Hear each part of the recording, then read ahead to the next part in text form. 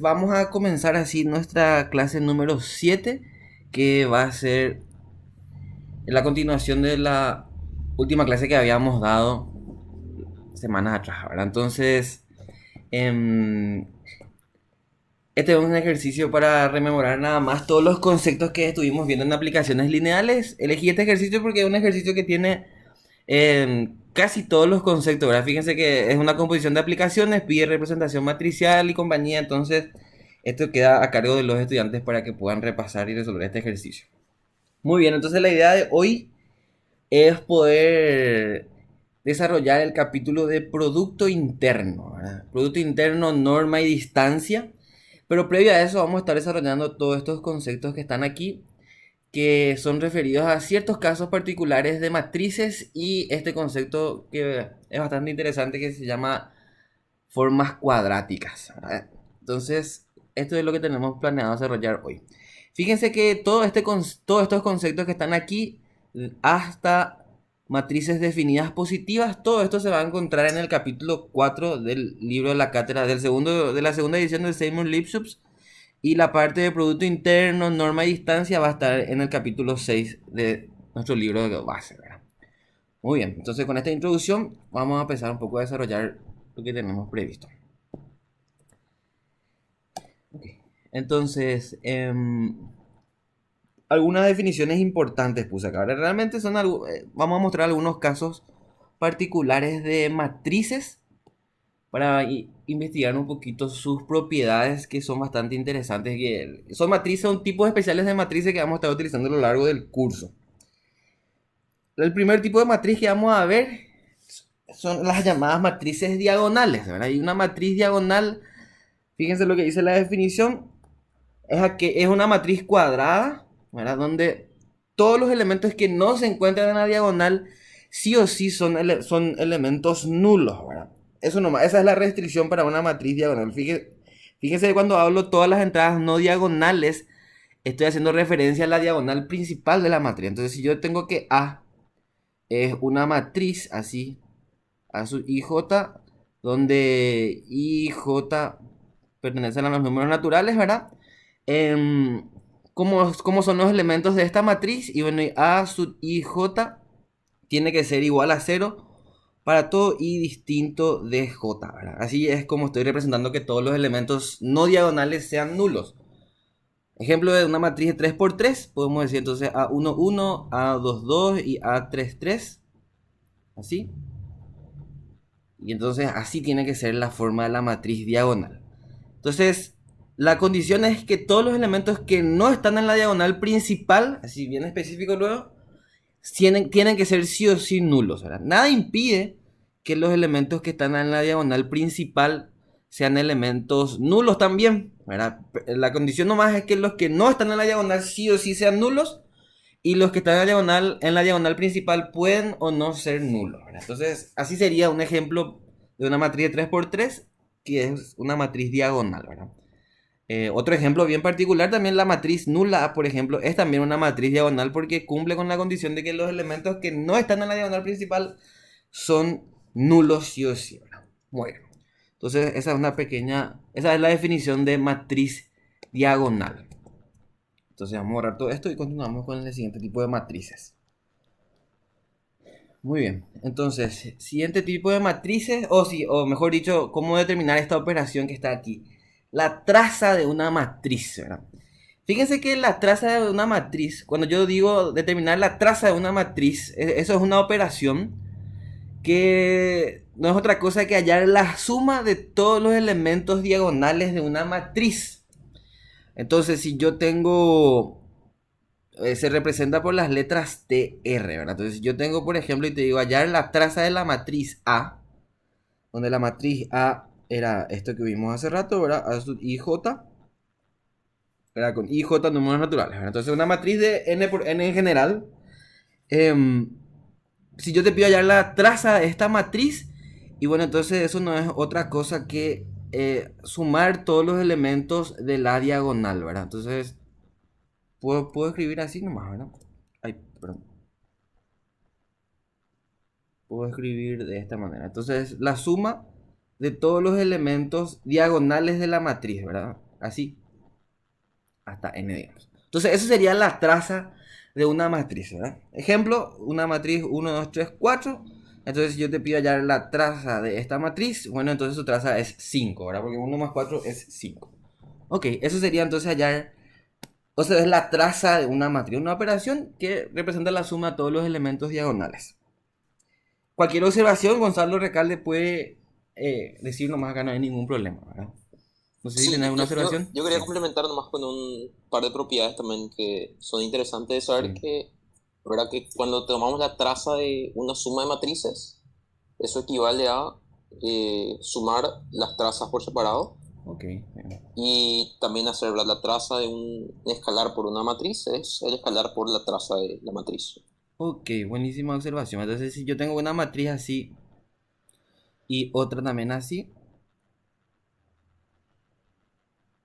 bueno, entonces hallar, por ejemplo, la traza de A más B es lo mismo que hacer la traza de A más la traza de B, ¿verdad? Eso fue lo que Así creo que mismo. dijo Gonzalo. Así. Y también dijo él que si yo tengo acá un escalar del cuerpo sobre el cual está definida la matriz, ¿verdad? Entonces hacer traza, por ejemplo, de K por A es lo mismo que hacer este escalar por la traza de la matriz A. Muy bien, excelentes observaciones acá para lo que es una traza, la traza de una matriz. Genial, muy bien. Vamos a ver un poco otro tipo de matrices entonces ahora. Ahora tenemos lo que es una matriz ortogonal. Tal vez esta sea una de las matrices más interesantes que vamos a estar estudiando en todo nuestro curso, o en nuestro curso de álgebra lineal, ¿verdad? Y fíjense que es una matriz ortogonal y es una matriz cuya inversa es igual a su transpuesta, ¿verdad? O sea, si yo tengo que A es una matriz, nuevamente, ¿verdad? A sub i j, como siempre, y yo digo que A es ortogonal,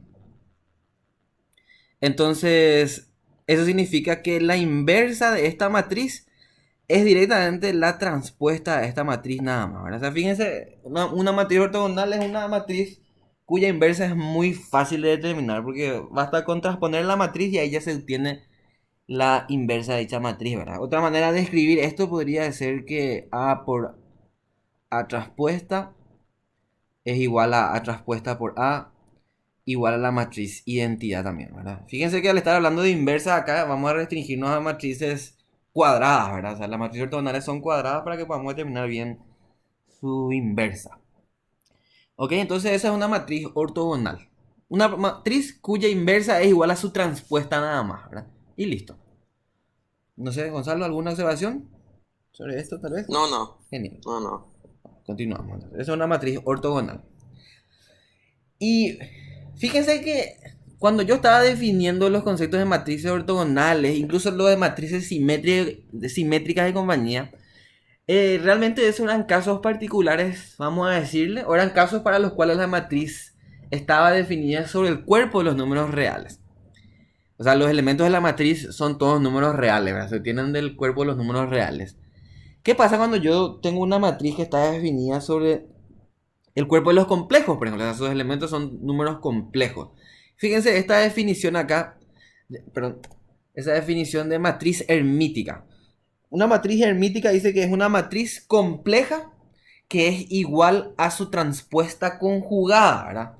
O sea, si A es una matriz compleja, ¿verdad? O sea, cuyos elementos son números complejos, una matriz hermítica es aquella que es igual a su transpuesta conjugada. Vamos a llamarla así, ¿verdad? A esto le solemos representar entonces con la transpuesta conjugada, esa operación de matrices, solemos denotar con una letra H. Entonces, así. Entonces, una matriz hermítica es aquella matriz compleja que es igual a su transpuesta conjugada. Fíjense que podemos decir bien claro, ¿verdad? Que esto podría ser el análogo al de las matrices simétricas, ¿verdad? Cuando la matriz está definida sobre el cuerpo de los reales. Porque si recordamos, si una matriz cumplía con esta propiedad, vamos a llamarle B a la matriz, que es igual a su transpuesta a la matriz, se llamaba matriz simétrica, ¿verdad? Y este es el análogo para una matriz que está definida sobre el cuerpo de los complejos, ¿verdad? O sea, hallar la transpuesta conjugada de la matriz. O sea, si una matriz es igual a su transpuesta conjugada, ¿verdad? Es el análogo a decir que una matriz es igual a su transpuesta cuando está definida sobre el cuerpo de los números complejos, ¿verdad? O sea, una matriz hermítica es análogo a una matriz simétrica.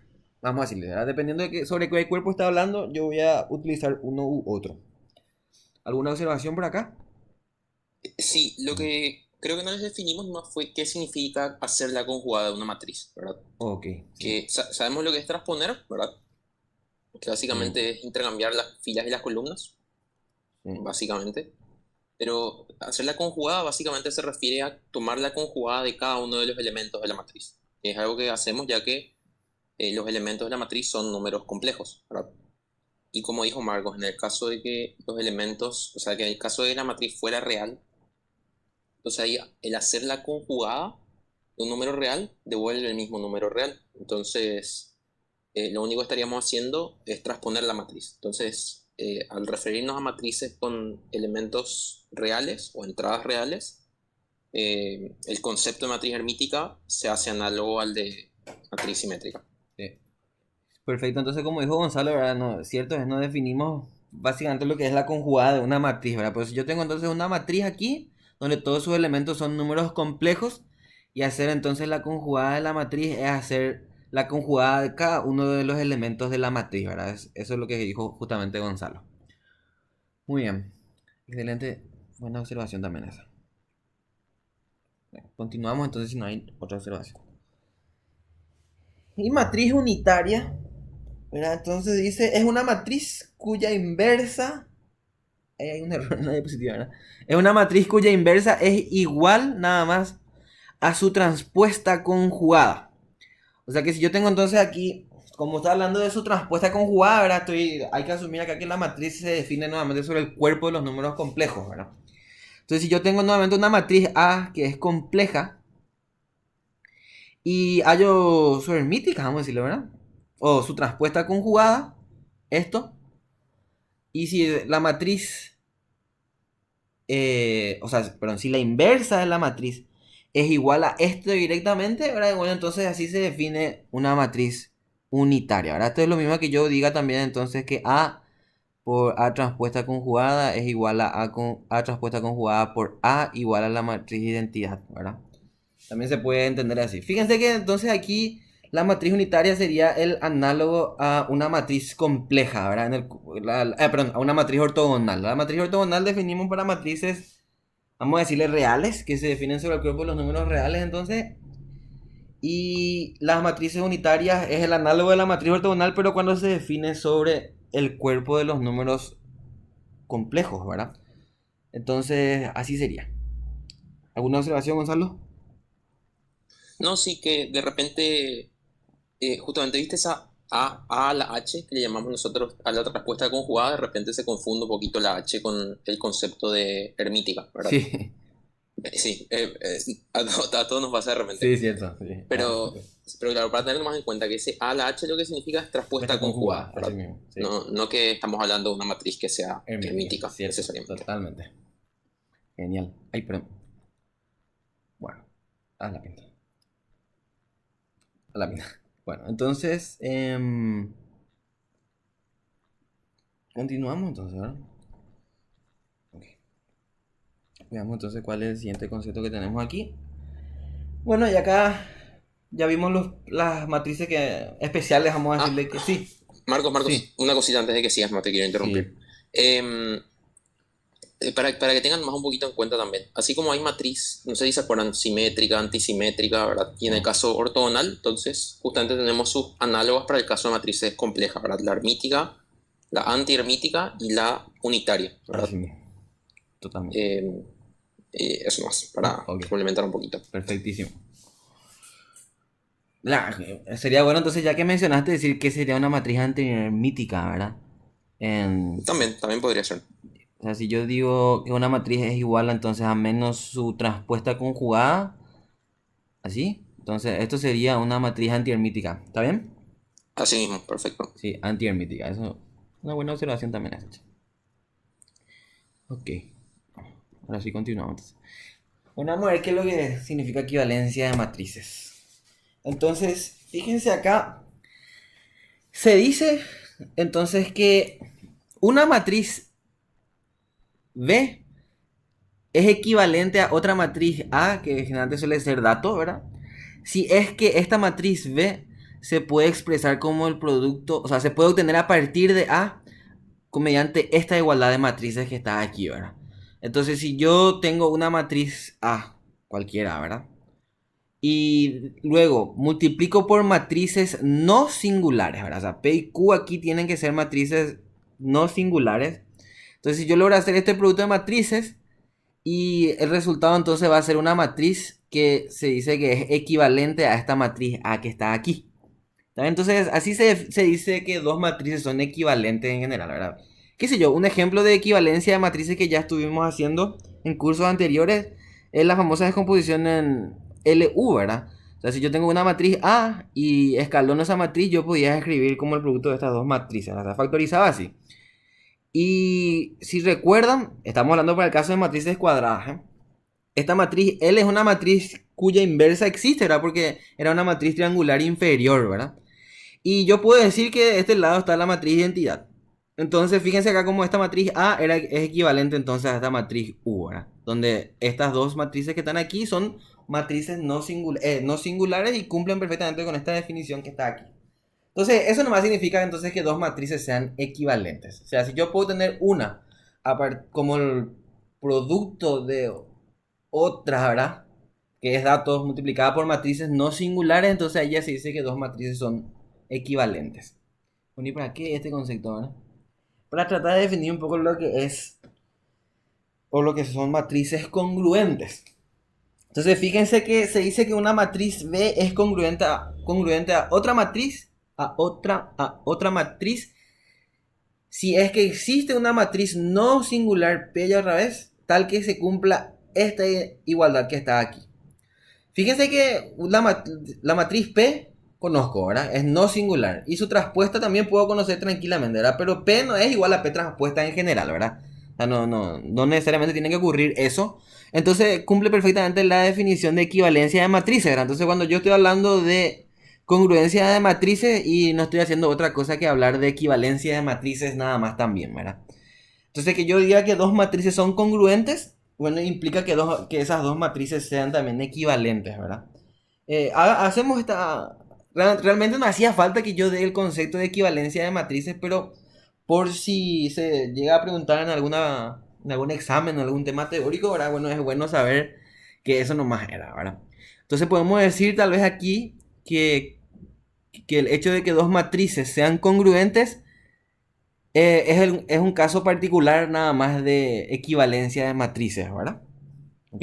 También puede decirles por ahí, si dos matrices son congruentes, entonces son equivalentes, eso es cierto. Pero que dos matrices sean equivalentes no quiere decir que sean congruentes, ¿verdad? O sea, en un sentido nomás se cumple esa afirmación. Por ejemplo, era para que tengan en cuenta. Gonzalo, ¿algo que quieras agregar acá? Y en el libro también van a encontrar los conceptos de equivalencia por filas y por columnas, ¿verdad? Que simplemente son casos más sencillos del general, que es la equivalencia. Sí. Porque si se fijan en la equivalencia, ¿qué es lo que pasa? P lo que está haciendo, Sí, la matriz P, sí, son operaciones entre las filas de A. Exactamente. Y Q entre las columnas de A, ¿verdad? Exacto. Entonces, si por ejemplo se diera un caso como el ejemplo que comentó Marcos, en que Q fuera la matriz identidad, Sí. entonces B y A serían equivalentes por Así. filas, ¿verdad? Así. Porque P hace operaciones entre las filas. Así. Y del mismo modo, si P fuera la identidad, entonces serían equivalentes por columnas. Exactamente. Buenísima aclaración, ¿verdad? O sea, no hay que olvidar esos conceptos, ¿verdad? De que si yo tengo esto, qué sé yo, así, ¿verdad? Yo cuando tengo una matriz multiplicada por izquierda a otra, lo que estoy haciendo ahí son operaciones entre las filas de la matriz Q, ¿verdad? Utilizando los elementos de la matriz P, por supuesto. Y que una matriz esté multiplicada por derecha por otra implica que se van a hacer operaciones entre las columnas de esa matriz A, ¿verdad? O sea, eso es bueno recordar también, ¿verdad? Bueno, Sí. vamos a continuar entonces. Vamos a ver cómo vamos a hacer esto. Entonces, fíjense que nosotros entonces lo que solemos hacer es, dada una matriz, ¿verdad? Así, te doy una matriz A, yo te pido que halles la matriz que es congruente a esa matriz dada, ¿verdad? Entonces, fíjense que para poder hallar una matriz congruente a otra, yo necesito determinar una matriz P no singular nada más. Esa es la única restricción que en general hay para poder hacer congruencia de matrices, ¿verdad? ¿Y cuál es esa matriz no singular P, verdad? Y realmente puede ser cualquier matriz no singular. O sea, decirte nomás que halles una matriz congruente a otra no es tan específico, ¿verdad? Porque no hay una sola alternativa o una sola respuesta, ¿verdad? Entonces, para no caer en ese dilema, nosotros vamos a empezar un poco a achicar más y vamos a ver qué clase de congruencia es lo que vamos a hacer cuando pido congruencias, ¿verdad? Entonces, fíjense acá lo que anoté. Dice, nosotros vamos a centrar nuestro estudio en el caso de matrices simétricas congruentes.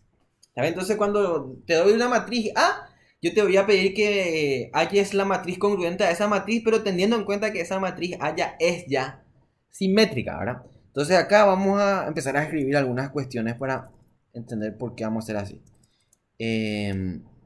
A mirar, entonces la pizarrita. Se ve la pizarra, ¿verdad, Gonzalo? Sí.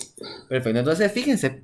Entonces vamos a partir de la premisa siempre de que nosotros te vamos a dar matrices simétricas. Entonces, una matriz es simétrica cuando es igual a su transpuesta. Primera gran restricción que vamos a utilizar para hacer la congruencia de matrices. Siguiente. Si A es una matriz simétrica y yo te digo B es la matriz que es congruente a esta matriz A. Entonces, ¿cómo es esta matriz B? ¿Será que es cualquier matriz? O sea, si es congruente a A, quiere decir que esto ocurre, ¿verdad? Sí o sí. Y si esto ocurre, vamos a hallar un poco la transpuesta de la matriz B y vamos a ver qué ocurre. Entonces, si yo hago la transpuesta de este producto de matrices, esto no es otra cosa que P transpuesta por A, perdón, por P transpuesta por A transpuesta, ¿verdad? Y esto no es otra cosa que P transpuesta por A transpuesta por P transpuesta transpuesta, ¿verdad? Y si recordamos, como la matriz A es simétrica, entonces A transpuesta igual a A. Y hacer la transpuesta de una transpuesta es otra vez la matriz original nomás, ¿verdad? Entonces P transpuesta transpuesta es P. Entonces B transpuesta sale que es P transpuesta por A por P. O sea, es igual a B otra vez, ¿verdad? Aquí está. Entonces, fíjense que cuando la matriz A es simétrica, las matrices que son congruentes a A también son simétricas. Entonces acá vemos claramente que B también es simétrica, ¿eh? Entonces, una buena conclusión ya de haber metido esta restricción que está aquí, ¿verdad? De que vamos a trabajar con matrices simétricas nomás. Entonces, las matrices congruentes a matrices simétricas dadas también son simétricas. Ok, eso es una buena observación sobre B. Ahora, nuestra meta es hallar esta matriz P que permita hallar la matriz B congruente a A, ¿verdad? Y vamos a comenzar a pensar un poquitito más.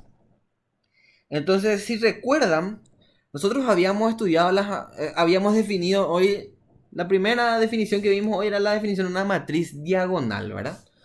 Entonces, ¿qué propiedad tienen las matrices diagonales? O sea, si yo tengo, por ejemplo, esta matriz diagonal de 2 por 2 en general, vamos a hacer un poquito más general, ¿verdad? O sea, ahí 2, 2, etcétera, así hasta n por n. Matriz diagonal. Si es una matriz diagonal, quiere decir que todos sus elementos no diagonales son nulos, ¿verdad? O sea, acá esto es 0, 0, 0, 0, 0, etcétera. 0, 0, 0, etcétera. Y acá continuamos ahí, 0, 0, 0, etcétera. Esta es una matriz diagonal. Y fíjense si esta es D, perdón. Si esto es una matriz D, así. Fíjense que esta matriz diagonal es igual a su transpuesta, ¿verdad? Porque transponer es dejar exactamente los elementos diagonales en su mismo lugar e intercambiar las filas por las columnas, ¿verdad? Y como todos son cero, entonces la transpuesta de una matriz diagonal sigue siendo igual a la misma matriz. Entonces las matrices diagonales son simétricas, ¿verdad? Entonces una matriz diagonal es simétrica. Eso es muy interesante, ¿verdad? Entonces quiere decir que dada una matriz A simétrica, la matriz congruente a ella ya vimos que tenía que ser sí o sí simétrica también, ¿verdad? Pero ¿cuántas matrices simétricas hay congruentes a A? Y depende de P, ¿verdad? O sea, no tengo una sola respuesta. Pero nosotros vamos a limitar nuestro estudio de congruencia a matrices que sean diagonales nada más. Eso quiere decir que cuando yo te digo que Y es una matriz congruente a una matriz simétrica, nosotros vamos a entender que vamos a hallar una matriz diagonal que sea congruente a esa matriz dada. ¿Ok? Entonces así restringimos un poco nuestro espectro de las posibles respuestas de las matrices congruentes a una matriz dada. Ok, entonces ahí fíjense todo lo que ya podemos empezar a concluir dado que la matriz A es simétrica no. Primero, que la matriz congruente a una matriz simétrica es simétrica. Y segundo, que una de las tantas matrices que son congruentes a asimétricas también pueden ser matrices diagonales, ¿verdad? Todo depende de cómo elijamos P. Ok, entonces con estas pistas y estas conclusiones que estamos quitando aquí, ahora entonces vamos a centrarnos en ver cómo hallar P. Y justamente acá tiene relevancia lo que hace rato Gonzalo dijo de qué significa multiplicar una matriz que una matriz esté multiplicada por izquierda y qué significa que una matriz dada esté multiplicada por derecha, ¿verdad? Y que tienen que ver con las operaciones entre sus filas y columnas. Entonces, para rememorar nomás, para no meter tan de la nada ese concepto, podemos hacer un ejemplito acá pequeñito, ¿verdad? Para que se recuerden de que el hecho de multiplicar una matriz por izquierda quiere decir que estamos haciendo operaciones entre sus filas, ¿verdad? O sea, vamos a recordar lo que era factorizar una matriz en LU. Entonces, fíjense que acá yo podía despejar entonces que U era, perdón, L a la menos 1 por A. ¿Está bien? Y recordemos, L era una matriz triangular inferior, donde todos los elementos de la diagonal eran 1. O sea, esta matriz, efectivamente la inversa de esa matriz existe, ¿verdad? O sea, los elementos de la diagonal no son ceros, ninguno de ellos, entonces la inversa existe tranquilamente. Y fíjense lo que estoy haciendo acá. A la matriz A le multipliqué por izquierda por una matriz. ¿Y qué me da? La matriz escalonada, ¿verdad? Escalonada por filas, así voy a decir específicamente. Eso era la matriz U. Era una matriz triangular superior. Entonces, acá yo creo que pueden recordar entonces que el hecho de multiplicar por izquierda por una matriz triangular inferior a una matriz dada, me da la matriz escalonada, ¿verdad? Por filas. Entonces, podemos asociar esto que multiplicar por izquierda a una matriz dada realiza operaciones entre las filas de esta matriz. Vamos a recordar entonces a todo. ¿Y cómo era que se hallaba esto, verdad? Si recuerdan, esto era el producto de todas las matrices elementales que hacían las operaciones entre filas. Vamos a hacer un ejemplo sencillo. Entonces tenemos esta matriz simétrica. ¿Y qué pasa si yo multiplico por izquierda por esta matriz elemental? ¿Se acuerdan que la matriz elemental era así? Y acá teníamos que poner este multiplicador así cambiado de signo, ¿verdad? Entonces ahí, si se fijan, la primera fila no va a variar al hacer el producto, ¿verdad? Este por este y este por este ahora, ¿verdad? Entonces, ¿cuánto va a salir ahí? Va a salir menos 3 más 3, 0. Y después este por este da 2. Y esta columna por esta fila da menos 6 más 1, ¿verdad? Menos 6 más 1, menos 5. ¿Está bien? Sí, está bien. Entonces, ¿ven cómo hizo el escalonamiento de la matriz, verdad? Entonces, hago el ejemplo de 2 por 2 nomás porque se supone que ustedes ya saben este concepto. Para que recuerden nomás. ¿Y qué pasa si yo multiplico por derecha por derecha una matriz dada? Entonces vamos a agrandar acá el espacio. Ahí. Entonces fíjense que si yo multiplico esa misma matriz, vamos a suponer que multiplico por derecha, voy a multiplicar por esta matriz. Y después vamos a ver por qué. Fíjense qué hace. Entonces es multiplicar esta columna por esta fila. Me da 1 nuevamente. Después me da 3. Y después me da menos 3 más 2, me da menos 1. Y menos, fíjense cómo hizo la operación entre este elemento y este elemento. Ahora fíjense lo que está haciendo, está haciendo operaciones entre las columnas. Después esta columna por esta fila. Y me da nuevamente menos 9 más 1, que es menos 8. Etc. Entonces ahí ven cómo se hacen operaciones entre las columnas de la matriz dada cuando multiplico por derecha por una matriz dada. Ok, todo esto son pistas o estamos rememorando estos conceptos para poder ver cómo hallar la matriz P para la congruencia. Entonces, fíjense, como que nosotros queremos que esta matriz V sea una matriz diagonal, ¿verdad? Entonces, ¿cómo yo puedo tener una matriz diagonal a partir de esta matriz A? Vamos a suponer que, primero que no sabemos todavía hacer eso, ¿verdad?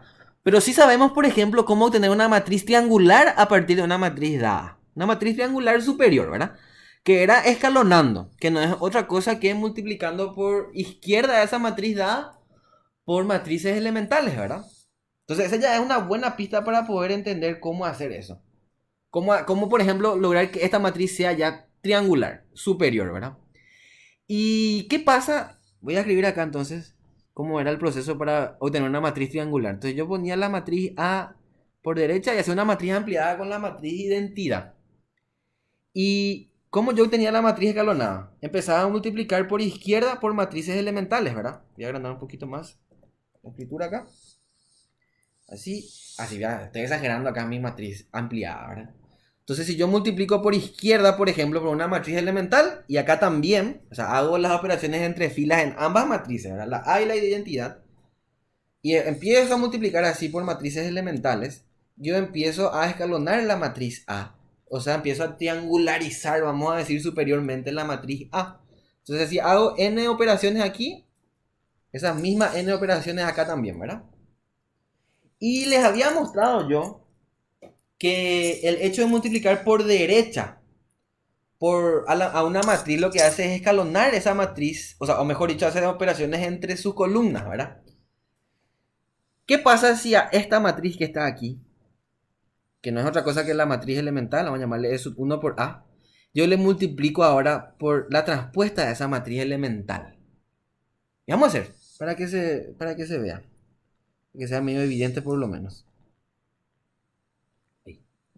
Entonces, en E sub 1 por A, voy a escribir acá, E sub 1 por A era la matriz 1, 2, 0, menos 5. La escalonada, ¿verdad? Y ahora voy a hacer E sub 1 por A por E sub 1 transpuesta. Entonces esto es 1, 2, 0, menos 5. Y E sub 1 transpuesta era 1, menos 3, 0, 1. Y hago ese producto acá. Fíjense que sale esta columna por esta fila, 1, 0 ahí. ¿Verdad? Ya multipliqué por la siguiente fila también. Y esta columna por esta fila me da menos... Perdón.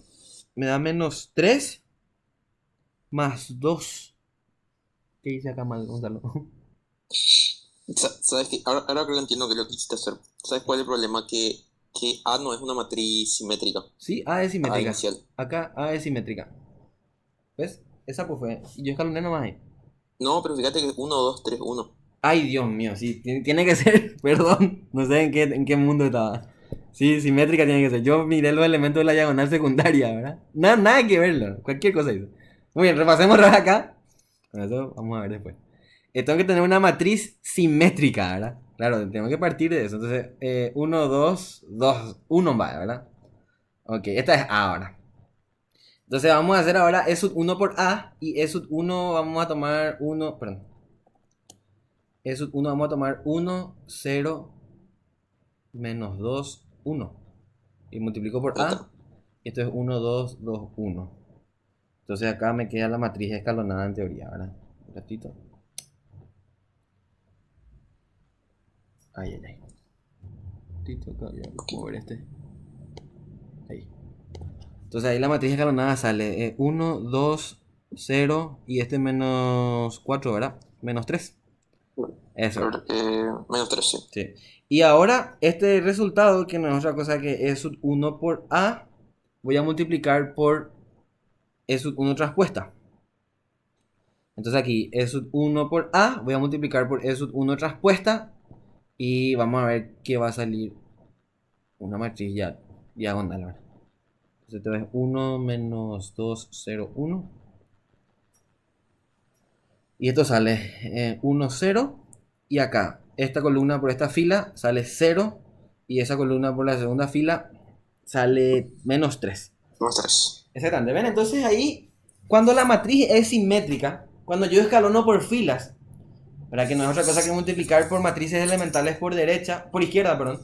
Y luego a esa matriz escalonada le multiplico por derecha, por esas mismas matrices elementales, pero traspuesta. Fíjense que el resultado va a dar una matriz diagonal, ¿verdad? Porque lo que estoy haciendo es la misma operación que hice por filas, la replico inmediatamente para hacer operaciones pero por columnas, ¿verdad? Entonces, si volvemos a nuestro ejemplo, en algún lado había escrito aquí.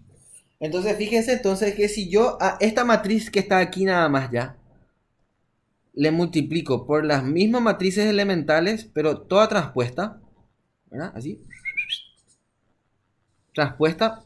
Ok, entonces este resultado que está aquí es una matriz diagonal y vamos a llamarle, y nosotros queríamos esa matriz diagonal. Entonces fíjense que se obtuvo a partir de la matriz ahora y cumple entonces con esto. Entonces esta va a ser la matriz P, V. Y fíjense que no hay que olvidar que V es P transpuesta por A por P. Entonces quiere decir que esto que está aquí es P. Eso es P. Esto que está acá es algo. Y esto que está acá no es otra cosa que P transpuesta. Al revés era. No, está bien creo, Gonzalo. La transpuesta de P es eso que está ahí justamente. No, para mí, bueno, realmente le puedes llamar Ah, de ok, cualquier perdón. manera, O sea, pero ya a P, ¿cómo le llamé a P lo que decía, verdad? Ya.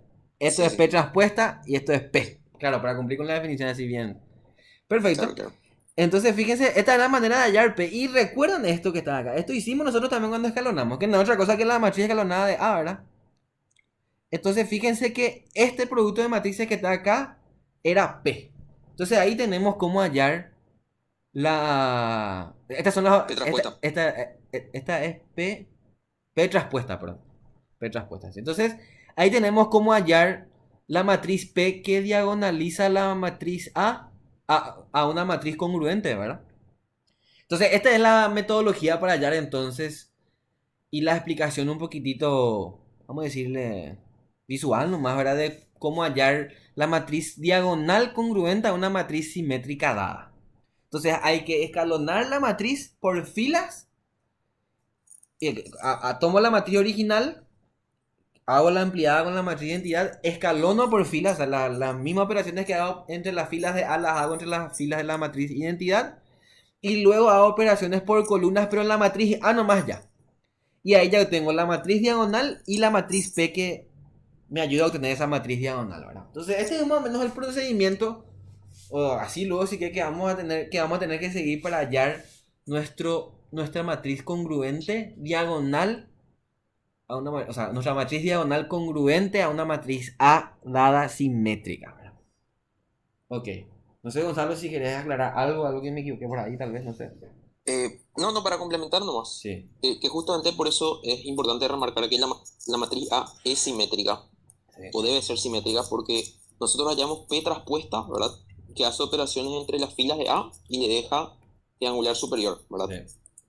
Y después lo que hace P es replica exactamente las mismas operaciones, pero entre las columnas. Sí. Y como la matriz era tal que tenía, las filas de las columnas eran respectivamente iguales, entonces esas operaciones replicadas logran también eliminar eh, tipo a la derecha de la diagonal. Entonces Sí. queda una matriz Diagonal. perfectamente diagonal. Perfecto, sí. Eso, claro, eso se cumple solamente porque la matriz A es simétrica. Fíjense que hace rato yo en mi ejemplo, cuando me equivoqué al tomar la matriz A, no ocurría lo eso, ¿verdad? Porque la matriz A que yo tomé no era simétrica.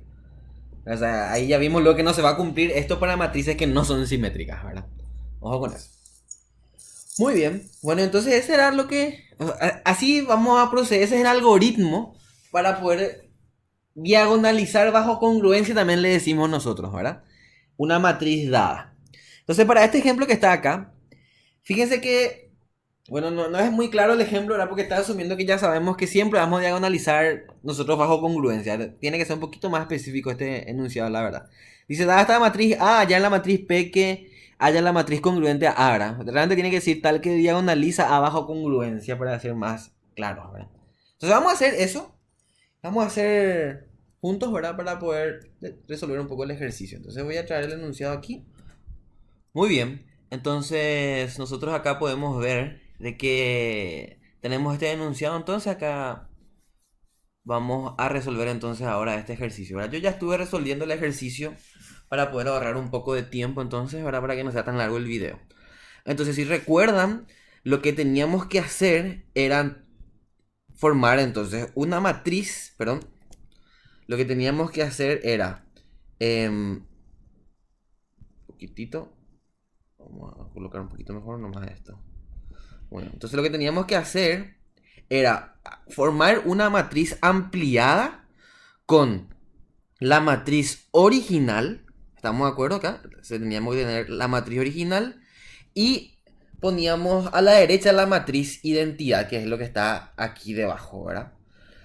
Y el algoritmo que les habíamos explicado era, entonces, escalonar por filas toda esta matriz ampliada. ¿Estamos de acuerdo? La idea es escalonar por fila para que nos quede una matriz triangular inferior.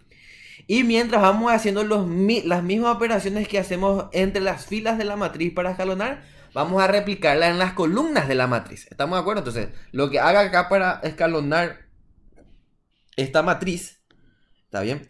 Entonces vamos a tener que, o sea, los procedimientos que utilice con los multiplicadores que tenga que hallar para poder escalonar la matriz acá por filas, lo mismo voy a hacer por columnas, ¿verdad? Entonces fíjense, vamos a escalonar entonces, ¿verdad? Y la primera fila, o sea, la segunda fila, para que yo pueda hacer que este elemento sea 0, tengo que hacer esta segunda fila menos 2 veces la primera fila. ¿Ok? Entonces al hacer eso, este nos va a quedar 0, 5 menos 4 nos va a quedar 1 y menos 4 más 6 nos va a quedar 2. ¿Estamos de acuerdo? Y para la tercera fila va a ser la tercera fila más 3 veces la primera fila. Entonces acá va a quedar 0. Acá va a ser menos 4 más 6 va a quedar 2 positivo. Y acá 8 más menos 9, ¿verdad? Va a quedar menos 1. Acá vamos a tener un menos 2, acá un menos 3. ¿Estamos de acuerdo? Y ahora que ya se va a volver todo 0 esto, vamos a volver a escalonar por columna. Entonces vamos a mirar cómo queda la matriz escalonada por filas. Queda esto que está aquí, ¿verdad? ¿Estamos de acuerdo? Entonces queda lo que se esperaba. Entonces ahí acabamos de escalonar. O sea, acabamos de hacer que todos los elementos debajo del primer pivot sean 0. Y ahora se replican las mismas operaciones que hicimos, pero con las columnas, ¿verdad? Entonces acá vamos a hacer que estos elementos sean 0. Y fíjense que va a ser esta columna menos 2 veces la primera columna, ¿verdad? Entonces ahí se me va a quedar 0 acá. Este no va a variar y este no va a variar porque acá son 0 ya los elementos, ¿verdad? Y luego va a ser esta columna más 3 veces la primera, entonces se me va a hacer 0 este. Este no varía y este tampoco, ¿verdad? Entonces directamente se anula nada más esos elementos que están ahí en la primera fila, ¿verdad? Y fíjense cómo queda la matriz, ¿verdad? Entonces, y recuerden, no se afecta el lado izquierdo de la matriz ampliada. O sea, esta zona no se afecta. Solamente cuando hago las operaciones por columnas, solamente afecto al lado izquierdo de esta matriz ampliada. Y continúa el escalonamiento, ¿verdad? Entonces ahora tengo que hacer que los elementos debajo de este pivot sean 0. Y va a ser entonces esta fila menos 2 veces esta fila, ¿verdad? Entonces acá me va a quedar un 0. Y menos 1 menos 4 me va a quedar menos 5. 3. Tengo que hacer acá este por menos 2, ¿verdad? Y me queda 4. Entonces 3 más 4, 7. Acá me va a quedar un menos 2 y este 1, ¿verdad? ¿Estamos de acuerdo? Entonces si se fijan acá, eso fue lo que ocurrió. ¿Estamos de acuerdo? Ok, entonces acá está tal cual esperamos que ocurra, ¿verdad? Y ahí fíjense, ahora tengo que replicar los procedimientos para esta columna. O sea, tengo que escalonar utilizando los mismos multiplicadores que utilicé para escalonar por filas, ahora utilizo para escalonar por columnas. Ahora se va a hacer este elemento menos 2 veces este elemento, ¿verdad? Y va a quedar 0 y este va a seguir igual y este también, ¿verdad? Entonces finalmente fíjense cómo queda la matriz. Entonces queda así como está aquí. ¿Estamos de acuerdo? O sea, espero que se haya entendido. Y fíjense que esos procedimientos que utilicé para escalonar por columnas, ¿verdad? Escalonar por columnas entre comillas, no los replico en la parte izquierda. O sea, esta zona no se afecta. No hay que olvidar eso en el proceso para hallar la matriz diagonal congruente a la matriz A dada. Y fíjense que una vez que yo obtenga la matriz diagonal en este lado, entonces esta matriz que está aquí ya es la matriz B. ¿Estamos de acuerdo? Ya es la matriz B y la matriz que queda aquí a la derecha es la matriz P transpuesta. No hay que olvidar eso. Entonces tal vez sea bueno verificar que se cumplan, ¿verdad? Estas igualdades. O sea, que se cumpla que B es igual a P transpuesta por A por P. ¿Estamos de acuerdo? Entonces vamos a verificar en el MATLAB un poquitito para poder verificar que esté bien o que nuestro razonamiento por lo menos está bien, ¿verdad? Entonces, si se fijan acá, yo ya estuve cargando la matriz. Fíjense cuál es la matriz A. Entonces, si miramos aquí, esta es la matriz A. ¿Estamos de acuerdo? Es la tal cual la que teníamos nosotros en el enunciado. Luego tengo la matriz, perdón, la matriz P. Pero aquí también ya la cargué, si mal no recuerdo. Vamos a mirar por aquí. Entonces acá estaba la matriz P. Entonces, realmente esa es la matriz P traspuesta, ¿verdad? Entonces, verifiquemos aquí. Esa es la matriz P, ¿verdad? Fíjense nada más cuánto vale realmente P traspuesta es esta matriz, ¿verdad? 1, 0, 0, menos 2, 1, 0 y 7 menos 2, 1. Tengo que hacer la traspuesta de esta para obtener P, que es justamente la que está aquí. Vamos a verificar entonces que P traspuesta por A por P salga la matriz B que tenía en la diagonal 1, 1 menos 5. Efectivamente se cumple. O sea, está bien lo que estábamos haciendo. Entonces fue solamente una ayuda para verificar rápidamente que estaba bien lo que estábamos realizando. Ok, entonces esta es la manera, este es el procedimiento para poder diagonalizar bajo congruencia entonces una matriz dada. Muy bien, entonces conviene no olvidar entonces esto. Muy bien, continuamos entonces con el programa que tenemos aquí que desarrollar, ¿verdad? Perdón, esto no está bien. Ok, muy bien, entonces habíamos quedado en esta parte. Y vamos a continuar ahora con el siguiente tema que tenemos que desarrollar.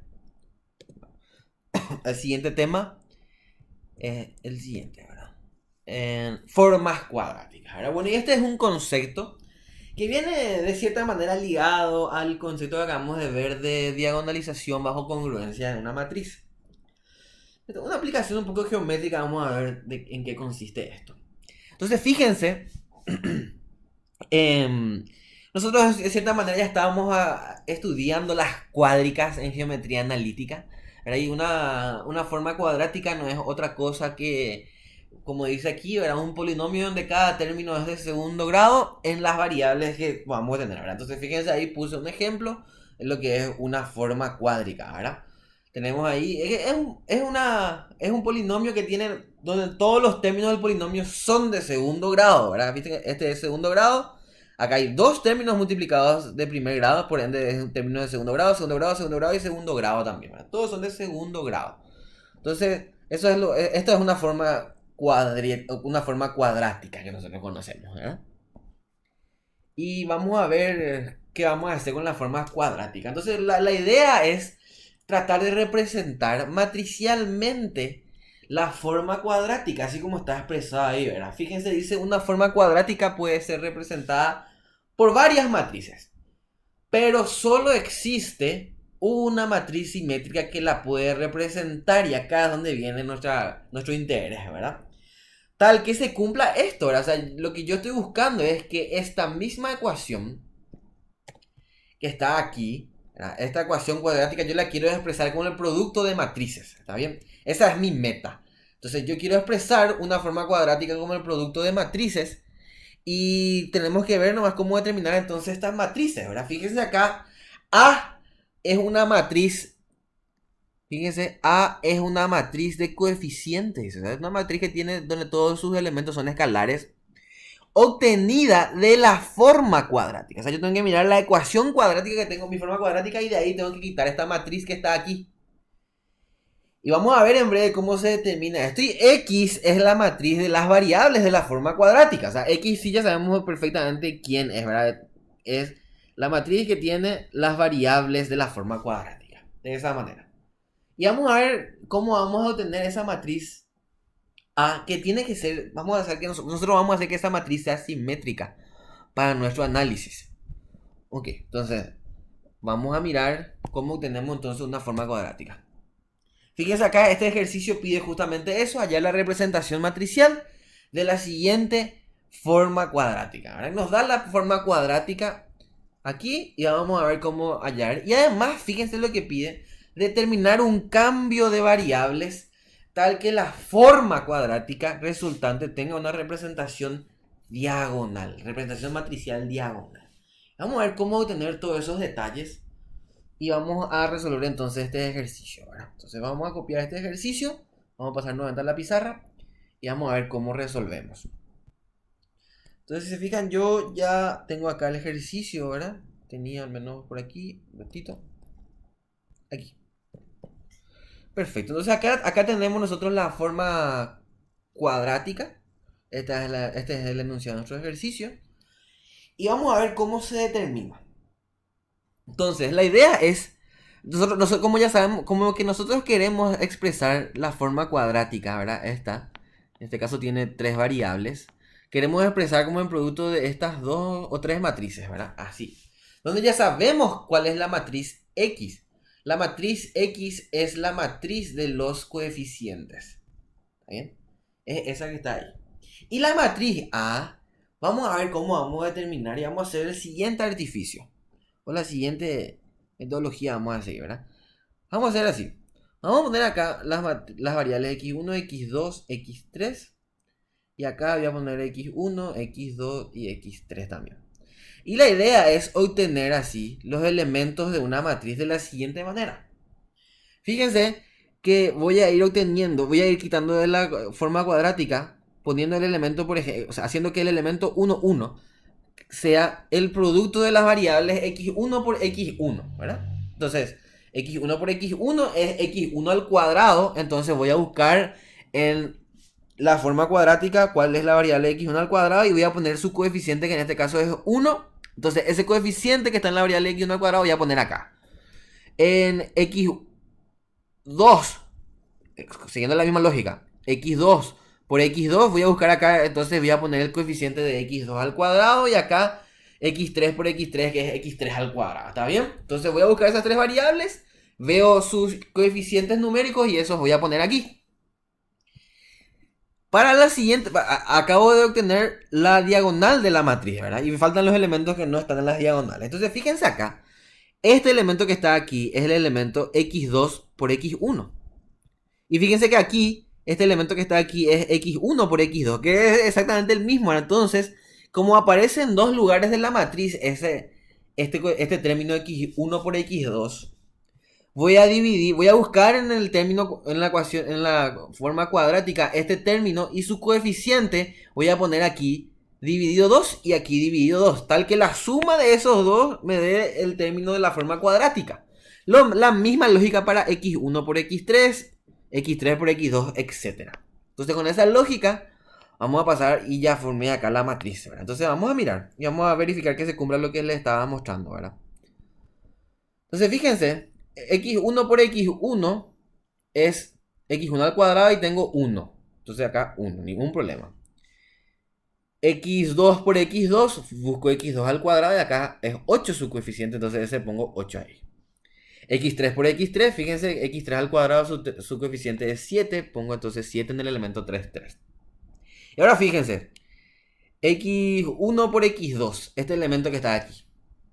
Busco en la ecuación cuadrática y es menos 6 su coeficiente. Entonces divido por 2 y pongo aquí y aquí. ¿Está bien? Tal que la suma de esos dos me da menos 6.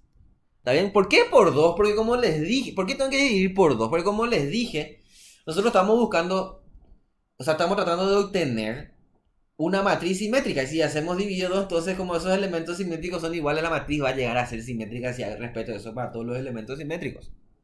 Entonces, ¿cuánto vale para la posición, para la variable x1 por x3? Busco x1 por x3 menos 4 dividido por 2, entonces me queda acá menos 2 y acá menos 2 también. ¿Está bien?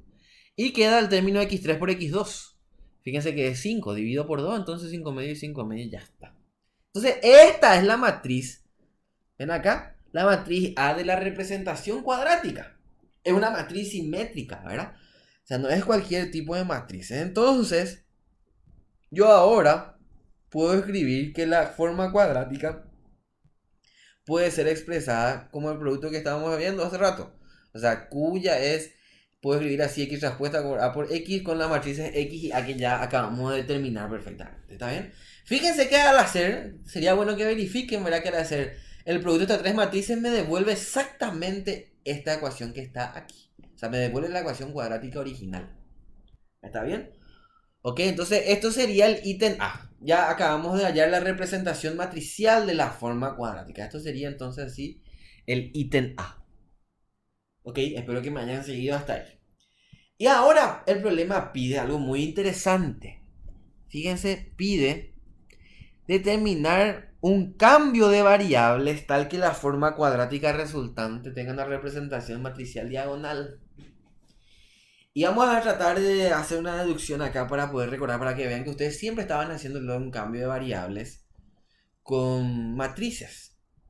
¿Está bien? O sea, no es algo nuevo para ustedes y vamos a verificar que se cumpla esto. O sea, vamos a hacer el ejemplo que ya conocemos, que es el ejemplo de la rotación de los ejes. O sea, eso fíjense que hacer la rotación de los ejes no es otra cosa que hacer un cambio de variables, ¿verdad? O sea, nosotros, si nosotros rotamos nuestro eje, nuestro sistema de referencia, así x' y mantenemos acá la ortogonalidad, vamos a hacer este caso, ¿verdad? Y gira un ángulo θ, por ejemplo. Vamos un poquito más chico el ángulo θ, acá, θ. Entonces nosotros vamos a hallar cuál es la relación entre los nuevos sistemas de referencia y el anterior, ¿verdad? Entonces si yo tengo un punto aquí, este punto, vamos a hacer un otro colorcito para que no se mezclen todo, tiene coordenadas y x. Esta es la x y esta es la y de ese punto. ¿Está bien? Según el sistema de referencia x o y. Pero ese punto también tiene, acá perpendicular por supuesto, ¿verdad? Una y prima y, perdón, sí, una y prima. Y fíjense cuánto vale, dónde está la x prima de ese punto, que es toda esta distancia, ¿verdad? Todo esto que está aquí. Esto sería la x prima. Entonces vamos a tratar de determinar la relación entre las variables x prima y x e y. Entonces fíjense, ¿cuánto vale la x? Geométricamente hablando, ¿verdad? Vamos a achicar un poquito más. Ahí, x. Fíjense que este segmento x que está aquí, el color negro que estoy resaltando, vamos a tratar de determinarlo geométricamente. Entonces fíjense que este ángulo, ¿verdad? Fíjense, este lado es perpendicular a este lado y este lado es perpendicular a este lado. Entonces este es perpendicular a este y este es perpendicular a este. Entonces este ángulo es θ. ¿Estamos de acuerdo? Entonces si yo trazo acá esta horizontal para que me ayude, yo puedo ver claramente lo siguiente. Entonces así. Fíjense. X' por coseno de θ es todo este segmento. Este es X' por coseno de θ. ¿Verdad? En ese triángulo que acabo de trazar ahí. Y fíjense que este segmento de recta que está aquí vale Y' por seno de θ. ¿Estamos de acuerdo? Entonces, ¿cuánto vale X ahí? Con esas igualdades que acabo de hacer. Entonces, voy a escribir acá un poquito. Y', perdón. Es Y' por seno de θ. Entonces, ¿cuánto vale X finalmente? X entonces vale X' por coseno de θ menos Y' por seno de θ. Esa diferencia de segmento. ¿Y cuánto vale Y? Con esa misma lógica. Este segmento Y que está aquí. Fíjense que va a ser X' por seno de θ, que va a ser este segmento que está aquí. Este es X' por seno de θ. Y le voy a sumar este segmento que está aquí, ¿verdad? Fíjense que este es igual a este. Y le sumo este que es Y' por coseno, ¿verdad? O sea, esto que está aquí es Y' por seno de θ. Ok. Entonces Y es igual a X' por seno de θ más, perdón, Y' por coseno de θ. Por coseno, ahora yo escribí ya seno, eso está vale. Realmente aquí, ahí. Realmente este segmento vale Y' por coseno. Ahí, exacto. Ok, y fíjense entonces qué es lo que está ocurriendo acá. Fíjense que este sistema que está aquí yo puedo escribirlo de forma matricial, ¿verdad? Nadie impide eso. Entonces acá yo puedo decir que esto es igual a coseno de θ menos seno de θ, seno de θ, coseno de θ, multiplicado por X'. y'.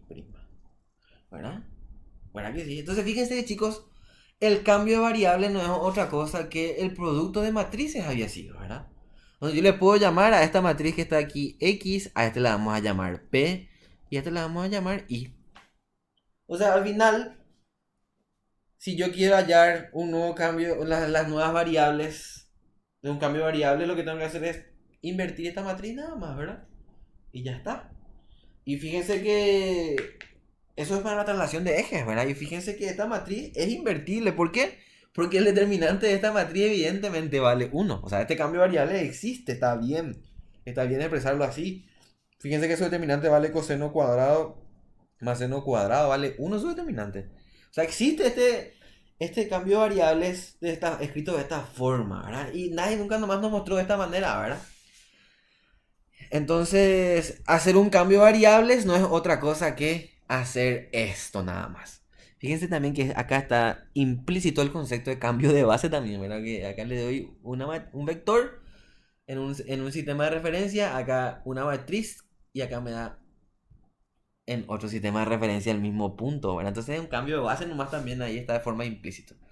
Ok, entonces esta es la manera de hacer un cambio de variable. Entonces si yo quiero hacer un cambio de variable, tengo que hallar esta matriz P para que me haga el cambio de variables. Ese es el tema para hacer un cambio de variables, ¿verdad? Entonces, si yo quiero hallar un cambio de variables y ya sé que el cambio de variables que tengo que hacer, perdón, es de la forma x igual a p por y, entonces este cambio de variables voy a reemplazar acá. Y vemos qué ocurre entonces, ¿verdad? Entonces yo ya había hecho este cambio, ¿verdad? Y en algún lado lo había notado. Bueno, vamos a escribir nada más. De vuelta no hay ningún drama con eso. Entonces, si se fijan, creo que lo escribí acá. Sí.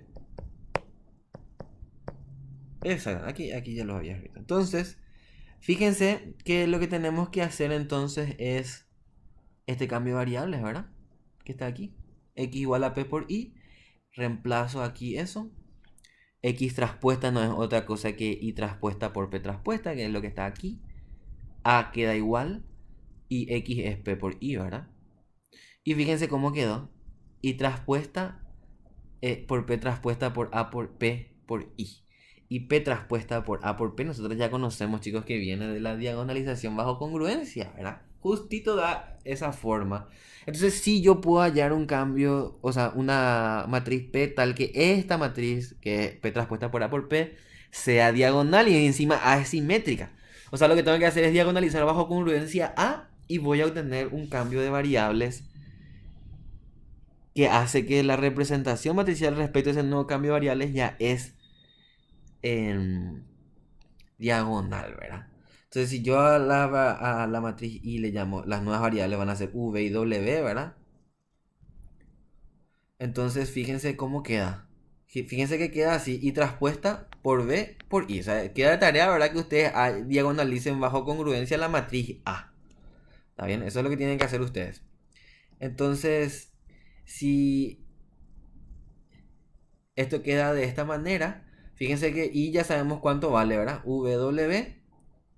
Entonces reemplazo aquí nada más, ¿verdad? Y V va a ser una matriz diagonal. ¿Estamos de acuerdo? V va a ser una matriz diagonal. Tenemos que determinar cuánto valen estos elementos de la diagonal.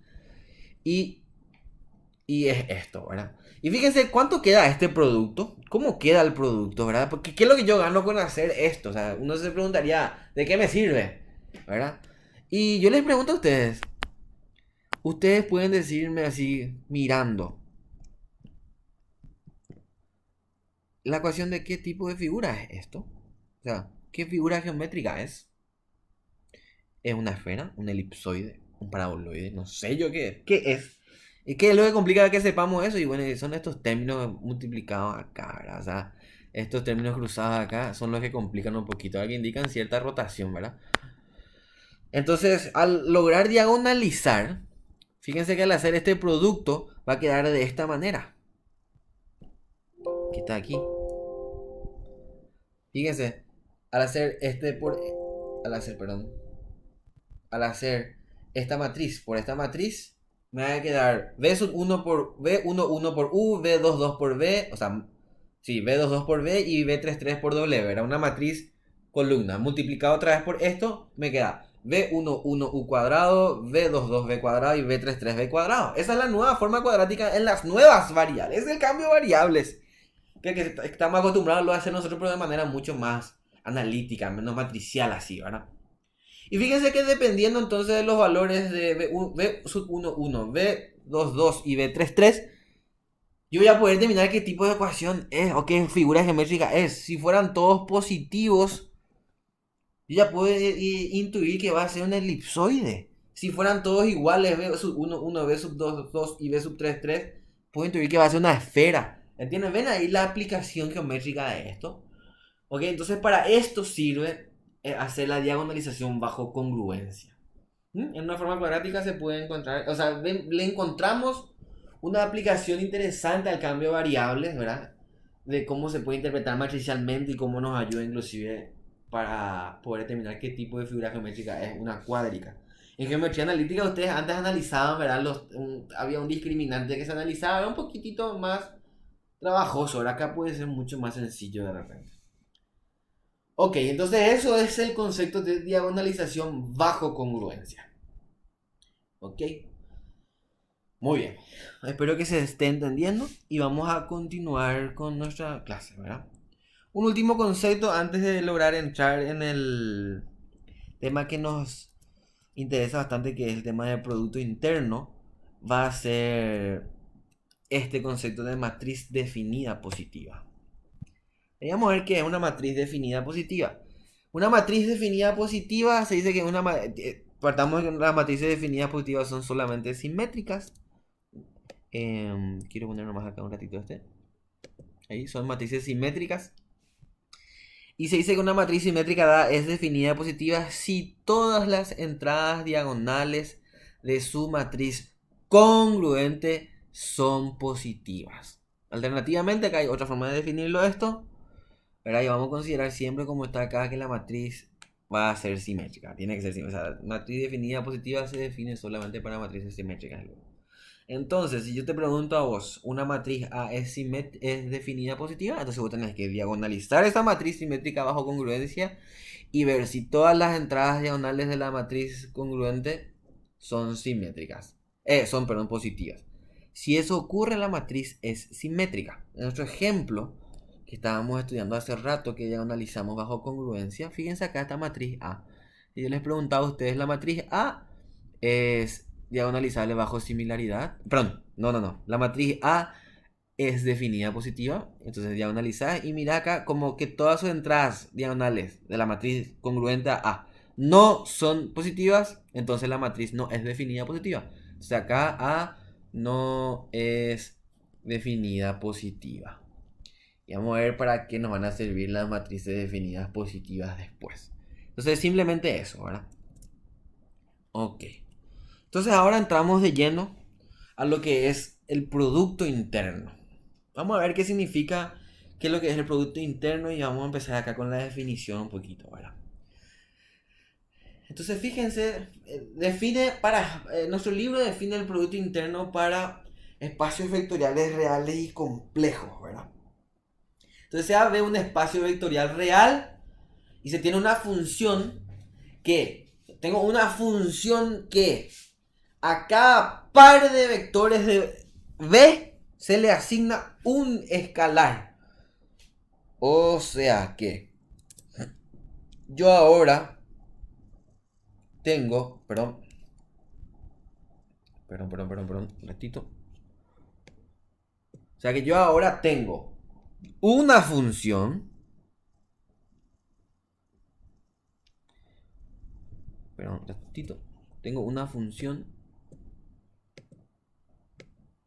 Okay. Tengo una función entonces que realiza el producto de dos vectores, ¿verdad? Del espacio vectorial V, así se representa.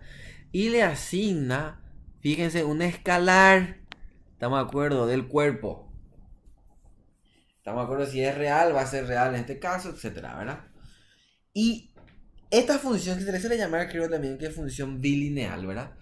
Si esta función entonces toma a dos vectores y le asigna un escalar, y esa función cumple con estos tres axiomas que están aquí, entonces así es como se define un producto interno de vectores.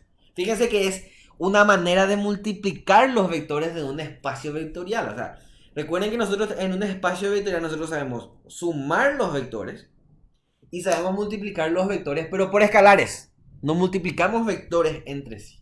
Entonces acá es la primera vez que estamos definiendo el producto para vectores de un espacio vectorial. Producto interno porque ahora toma los elementos del espacio vectorial nomás. ¿Se acuerdan que antes cuando multiplicábamos un escalar por un vector estábamos haciendo una operación externa del conjunto de vectores? Era porque tomaba elementos de un cuerpo y multiplicaba por los vectores de un espacio vectorial. Ahora tomo solamente vectores de un espacio vectorial y los multiplico según la función que yo tenga, según una regla que yo defina, y después de esa multiplicación de vectores me sale un escalar. ¿Está bien? Y si esa función cumple con tres axiomas que están acá bien definidos, la función se llama producto interno. ¿Está bien?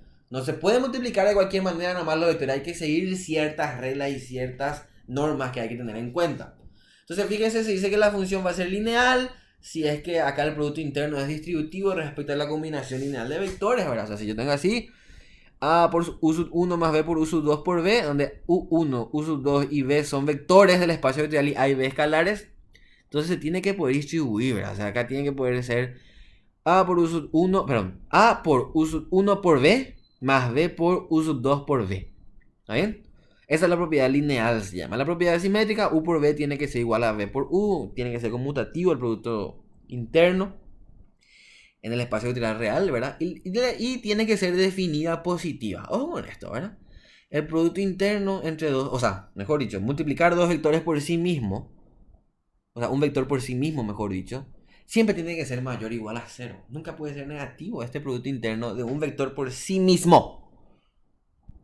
Y fíjense que si sale cero, necesariamente implica sí o sí, sí y solo si el vector u es el vector nulo.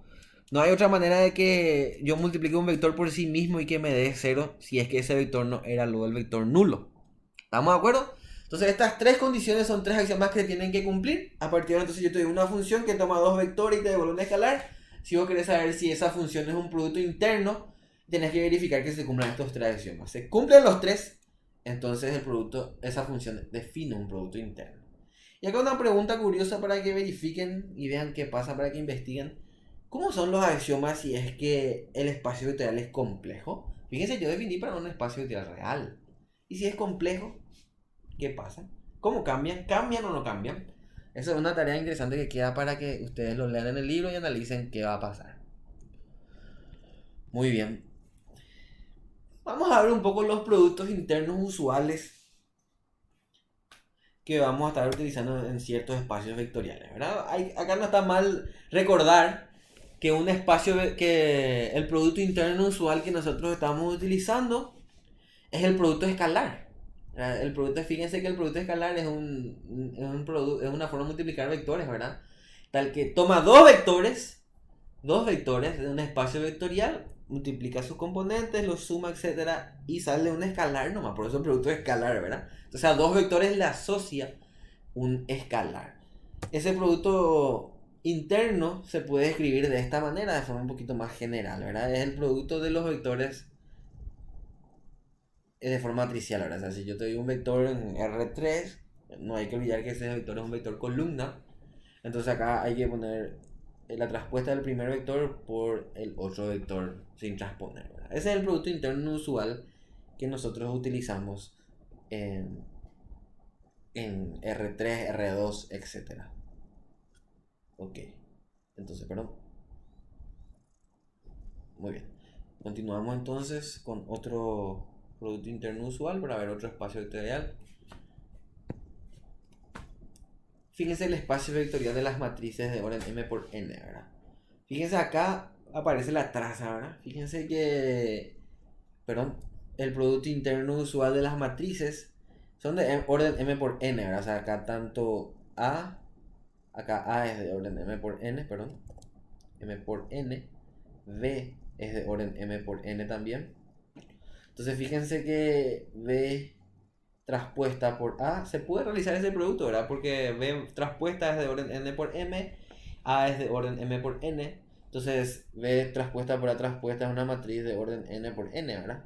Y la traza de esta matriz se puede hacer, ¿estamos de acuerdo? Que va a ser la suma de todos los elementos diagonales de esa matriz, ¿estamos de acuerdo? Entonces así se define el producto interno para el espacio de las matrices. Entonces yo te doy dos matrices y te pido ya el producto interno entre ellas. El producto interno usual va a ser este que está aquí. Ok, entonces vamos a analizar un poquito mejor después este producto interno también, que es interesante. Siguiente espacio vectorial con su producto interno determinado. Fíjense el espacio de las funciones. Funciones definidas en dominios y dominio y codominio reales, exactamente. Fíjense que para hallar el producto interno, ¿verdad? Esto ya acá entra en juego una integral definida. ¿Estamos de acuerdo? Entonces el producto interno entre dos funciones es el producto de esas funciones pero integradas en un intervalo AB. ¿Está bien? Acá es bueno aclarar que A tiene que ser menor que B, si sí, o B mayor que A. ¿Estamos de acuerdo? Entonces este es el espacio. Así se define el producto interno en el espacio vectorial de las funciones. Vamos a continuar. Este espacio vectorial, ¿verdad? El espacio de los complejos, que se llama más o menos el análogo acá, cambiando nomás el análogo de Rn, ¿verdad? Pero cambiando un poco el cuerpo. ¿Estamos de acuerdo? Acá en vez de reales va a ser complejo. Fíjense cómo cambió. La única diferencia aparece esta conjugada. Entonces ya sabemos ya la conjugada de una matriz, ¿verdad? Entonces, fíjense cómo cambió ahí, ¿verdad? Esa es la única diferencia. Hay que conjugar uno de los vectores para hacer el producto interno. Así se define el producto interno cuando el espacio ideal es complejo, Cn. Y vamos a ver un poco qué pasa cuando el espacio ideal es complejo, pero en las matrices. Fíjense, aparece la transpuesta conjugada, ¿verdad? Entonces acá esto es traza de B traspuesta conjugada. No olvidar eso por A. Acá es la única diferencia, es análoga a esto, pero se hace la conjugada, ¿verdad? Cuando es el espacio ideal complejo en las matrices. Y de las funciones cuando son complejas, y fíjense también lo único que cambia que ahí es una conjugada, perdón, que aparece. Ojo con eso, es en el segundo vector siempre, importa el orden donde se hace la conjugada. Cuidado con eso. Entonces, ahí están más o menos los 6 espacios vectoriales que vamos a estar utilizando, más comunes, con sus productos internos usuales respectivos. Hay que recordar estos productos internos para resolver ejercicios, etc. Algunos ejemplos acá, vamos a hacer el primero por lo menos. Y dice verificar que el siguiente es un producto interno en R2. ¿Estamos de acuerdo? No es el producto interno usual de R2. Y vamos a verificar entonces eso. Ok, entonces yo ya tengo este aquí. Vamos a ver un poquito.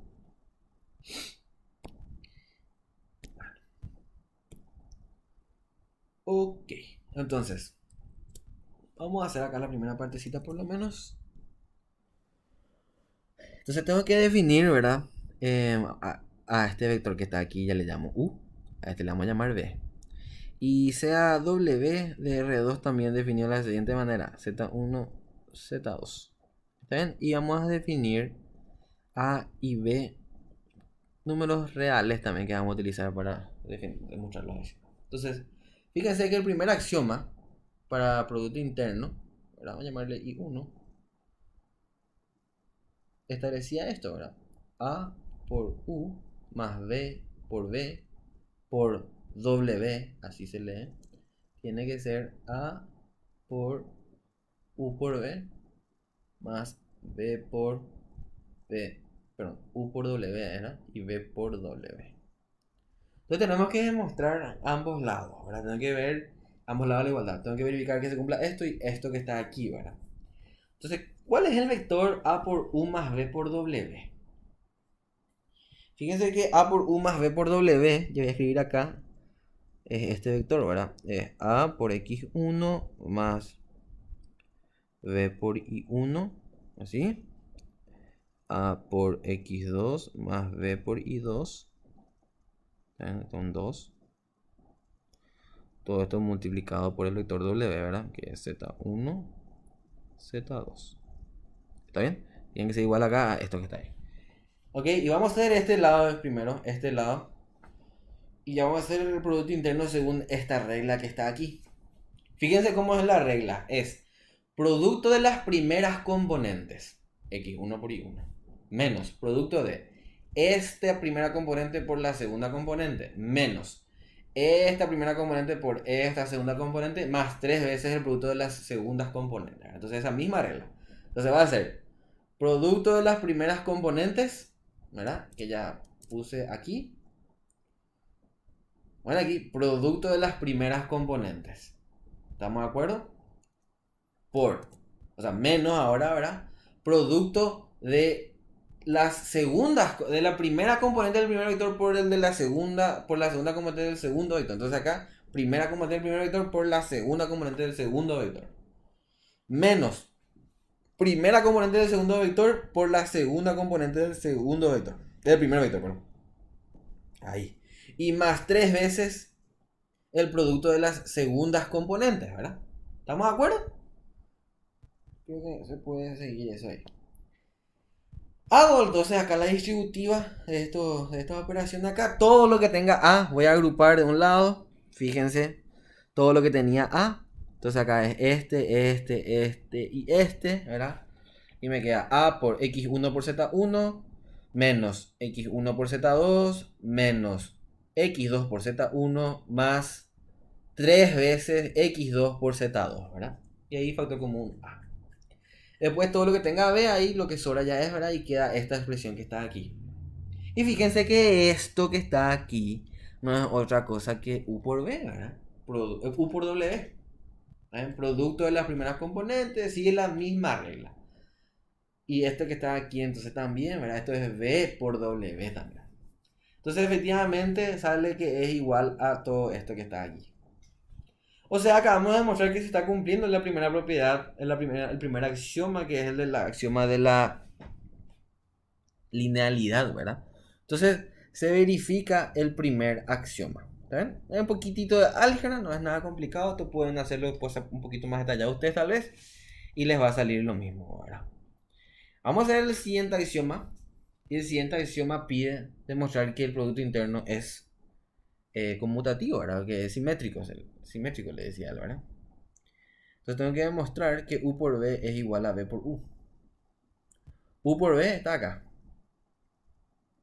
Y B por U también está acá, ¿verdad? Miren lo que está en rojo. Y fíjense, son exactamente iguales, ¿verdad? La condición para que U y B hayan sido exactamente iguales, o sea, que U por B haya sido igual a B por U, o sea, todo se debe a que estos coeficientes que están aquí, fíjense que son iguales, ¿verdad? O sea, los coeficientes de... este coeficiente que está aquí, perdón, este menos 1 y este menos 1. Gracias a esos dos coeficientes es que nosotros podemos, o sea, que se cumple la conmutatividad. Porque si esto hubiera sido menos 1, ¿verdad? Así como está ahí, y menos 2 ya no se iba a cumplir más, ¿verdad? Les animo a que verifiquen un poco que si cambiaban esos valores que estaban ahí, ¿verdad? Ya no se iba a cumplir la conmutatividad o la propiedad simétrica del producto interno. Entonces se cumple también este axioma número 2, ¿verdad? Me gustaría que lo verifiquen bien detalladamente acá sin temor a equivocarse y van a ver que también les va a salir. Y el número 3, que había que demostrar que era... Perdón. Había que demostrar que que el producto interno es... que es definido positivo. Que era para verificar que... Esto, ¿verdad? Vamos a hacer acá. Había que verificar el tercer axioma, llamarle I3, que era I2. Hay que verificar que el producto interno de U por U tiene que ser mayor o igual a 0, ¿verdad? Y U por U realmente es 0 si solo si U es el vector nulo de R2 en este caso. Vamos a hacer. Entonces U por U, ¿cuánto sale? Fíjense que U por U sale x1 por x1, ¿verdad? Producto de las primeras componentes al cuadrado menos primera componente por segunda componente, perdón, menos segunda componente por primera componente más 3 veces el producto de las segundas componentes, ¿verdad? Así.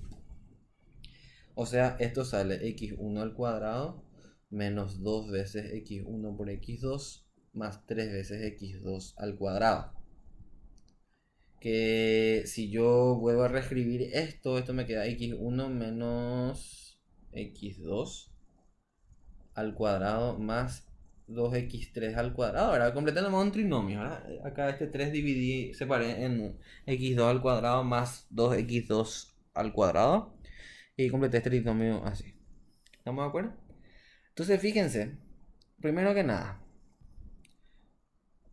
u por u siempre es positivo. ¿Por qué? Porque este término siempre va a ser positivo porque está elevado al cuadrado y este también. Y fíjense que solamente se va a hacer 0. O sea, ¿cuándo u por u va a ser 0? Cuando esto se haga 0, ¿verdad? Y para que esto, como que estos términos siempre son positivos, la única manera de que sean 0 es de que este sea 0 y que este sea 0. O sea, que x1 sea igual a x2 y que x2 sea igual a 0. x2. Y si x2 igual a 0 y x1 igual a 0, eso implica que u igual a 0, 0. O sea, cuando u es 0, 0, solamente en ese caso se hace 0, ¿verdad? Y fíjense que si se reemplaza el 0, 0, ahí solamente se hace 0. Entonces acabamos de demostrar que siempre el producto interno de u por u es positivo, a no ser que u sea el vector 0, 0. No hay otra opción. Se cumple en la tercera propiedad, o sea, el tercer axioma se verifica, es definido positivo en nuestra función, o sea, nuestra función define un producto interno definido positivo, por consiguiente, nuestra función realmente es un producto interno, define un producto interno. ¿Ok? Entonces, esa es la manera de verificar que se cumplan los axiomas de un producto interno. Hay otro ejemplo aquí que me gustaría que ustedes hagan, les dejo como tarea, está interesantito ver cómo hallar los valores de A y B para que esa función defina un producto interno. Muy bien. Continuamos entonces. Eso queda como pendiente para ustedes y vamos a avanzar nosotros para que ver cómo continuar entonces. Norma y distancia. Últimos conceptos que vamos a ver para la clase de hoy. Norma y distancia. Fíjense, dice si B es un espacio vectorial real o complejo. Ojo con esto. Espacio vectorial real o complejo. Y se tiene una función tal que, ahora, a cada vector, perdón, se le asigna un escalar. Entonces yo tengo una función que toma el espacio vectorial y le asigna un escalar, real o complejo. Realmente real. Ahí. Y se le asigna un número real, denotado por ese símbolo que está ahí. Entonces esta función se llama norma si cumple los siguientes axiomas. Entonces fíjense que ahora yo tomo un vector de u, o de b, perdón, y le asigno un escalar a este, que se denota por esta nomenclatura que está aquí. Entonces, esta función se va a llamar norma si cumple los siguientes axiomas. Tres axiomas, ¿verdad? La norma de un vector tiene que ser siempre mayor o igual a 0 y es 0 si y solo si es el vector nulo. Ojo, primera axioma para que una función se llame norma. Sí o sí, ¿verdad? Lo siguiente, ¿verdad? Si yo hallo la norma de un vector multiplicado por un escalar, eso es igual al módulo de ese escalar por la norma del vector, ¿verdad? Módulo digo porque como puede ser real o complejo el espacio vectorial. Entonces fíjense que no hay el valor absoluto de un número complejo, lo que hay es un módulo. Entonces hay que verificar eso y acá la famosa desigualdad triangular, ¿verdad? Norma de u más b tiene que ser menor o igual que norma de u más norma de b. Estamos entonces si mi función, si la función que definís cumple y verifica estos tres axiomas, la función define una norma y fíjense el espacio vectorial que tiene una norma ahora se llama también espacio vectorial normado. Es una manera de llamar al espacio vectorial que tiene definida una norma. Entre paréntesis verá un espacio vectorial que tiene definido un producto interno y se llama espacio vectorial con producto interno.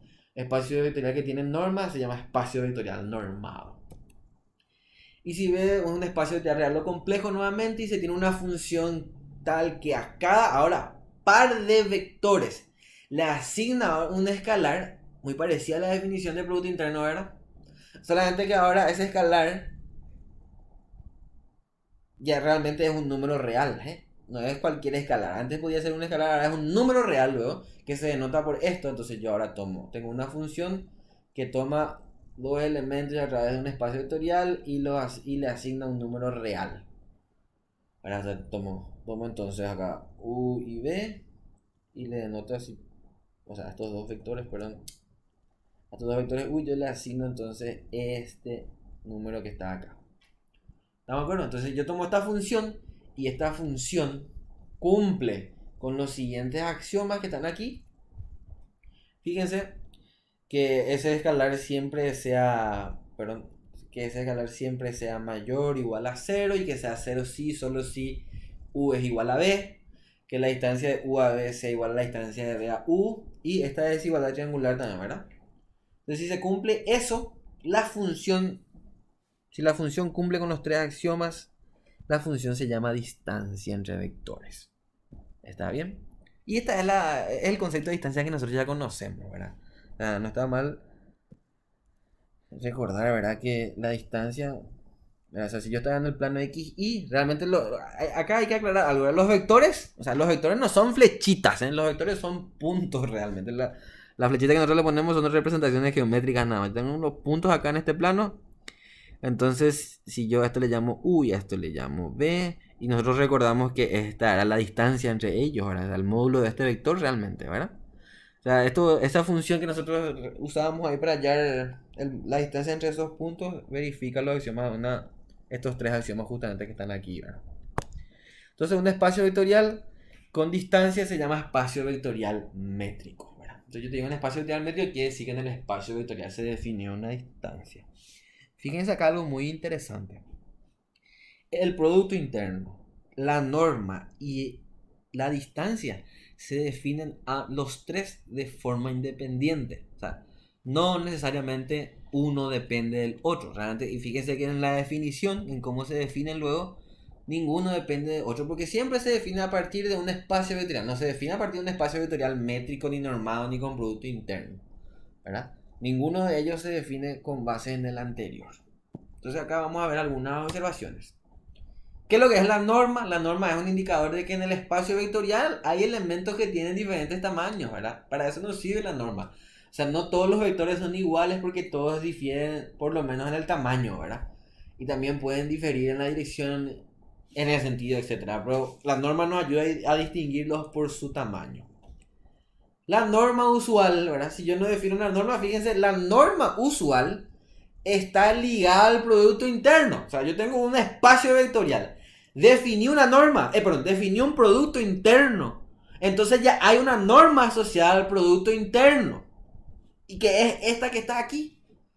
Nosotros solíamos hacer esto, ¿verdad? Porque el producto escalar de un vector por sí mismo, raíz cuadrada, eso era ya el módulo del vector, ¿verdad? Y acá está definido más general nomás. Entonces, un espacio vectorial puede no tener definido producto interno, aclaro eso. Pero puede tener definido una norma, ningún problema. La función tiene que cumplir otra axioma nomás.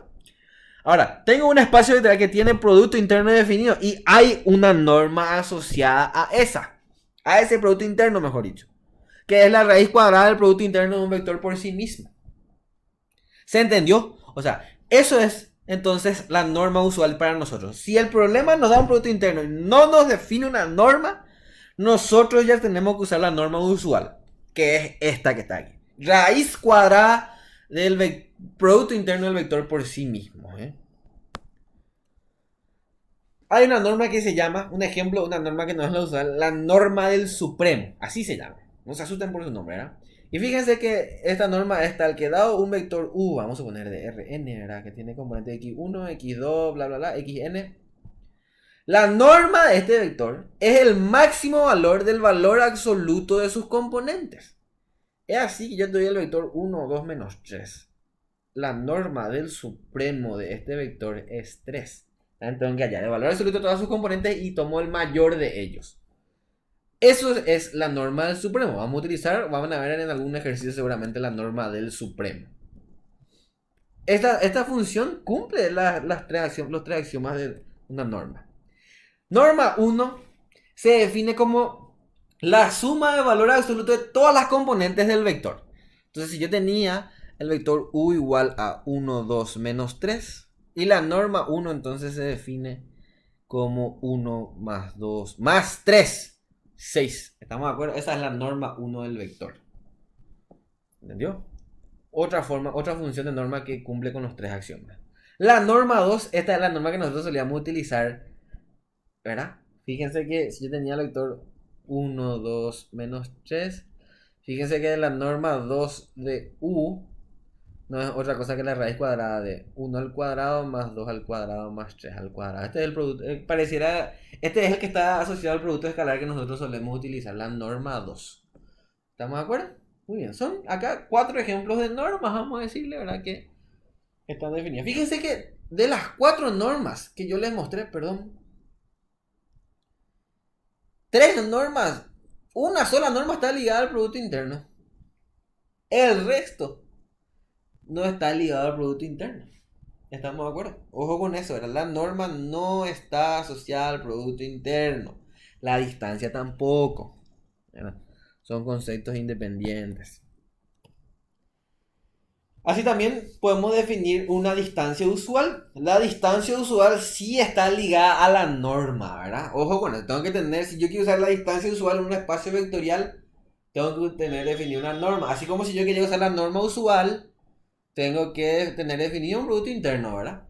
Fíjense que esta es la norma usual que nosotros utilizábamos los 100, porque si yo tenía acá en el espacio así, R2, U y B, este vector que está acá es U menos B, ¿verdad? Y la norma de este vector justamente era la distancia, ¿verdad? Entonces eso era lo que solíamos utilizarlo nosotros, muy parecido a eso. Se define nomás de forma general dependiendo de la norma.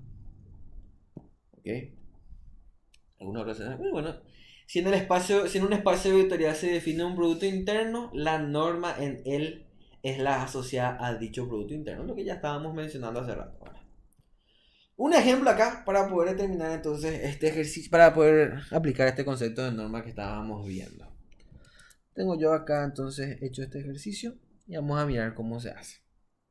Voy a leer la enunciado. Fíjense, nos da el espacio vectorial de los polinomios de grado menor o igual a 3 y nos da un subconjunto de ese espacio vectorial tal que cumplen esas propiedades que están ahí. P'1 igual a P'2 igual a 0. P' significa la derivada, la primera derivada del polinomio, ¿verdad? Nos pide determinar si es un subespacio y ver si es que tiene una base y su dimensión, si es que así fuera, y verificar ese ítem.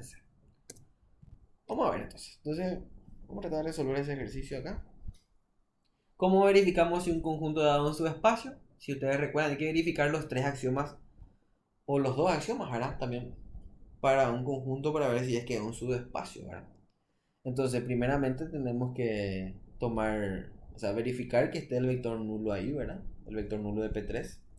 ¿Cuál era el vector nulo de P3? Este que está acá, ¿verdad? ¿Sabes? Es el vector cuyos coeficientes son todos 0.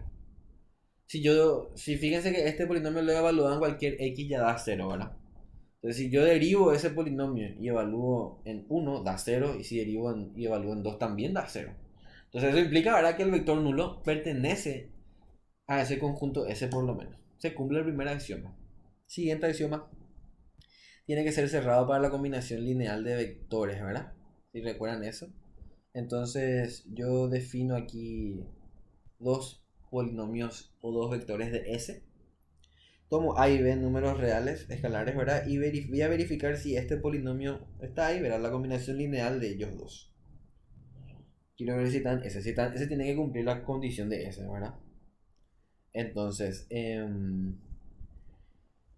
lo que hacemos es verificar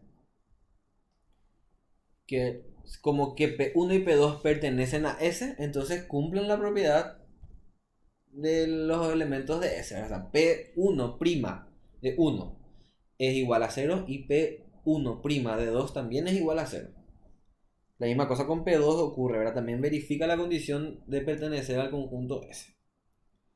Entonces yo agarro y multiplico esta primera ecuación por A, esta siguiente por B, y sumo esas ecuaciones, ¿verdad? Y fíjense lo que queda.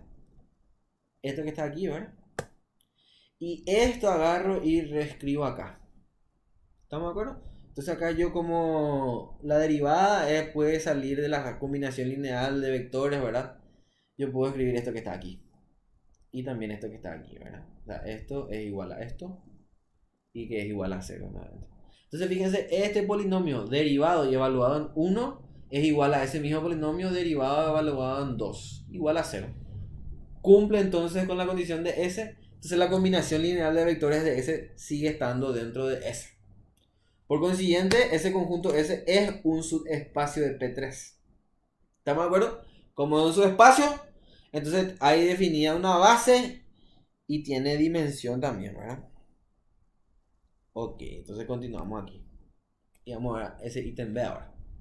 Para determinar la base, hago un poquito rápido esto porque se supone que ya es un concepto sabido esto, ¿verdad? Entonces para determinar la base, tenemos que suponer un polinomio genérico de S, ¿verdad? Así, de P3 mejor dicho, y verificamos que se cumplan las condiciones de S, ¿verdad? Entonces yo derivo este polinomio, acá está la primera derivada, ¿estamos de acuerdo? Este se va, acá se va X, baja el 2, baja el 3, etc. Evalúo en 1, ¿está bien? Evalúo en 1 y tiene que ser igual a 0, reemplazo X por 1. Evalúo en 2, reemplazo X por 2, me queda esto y tiene que ser igual a 0.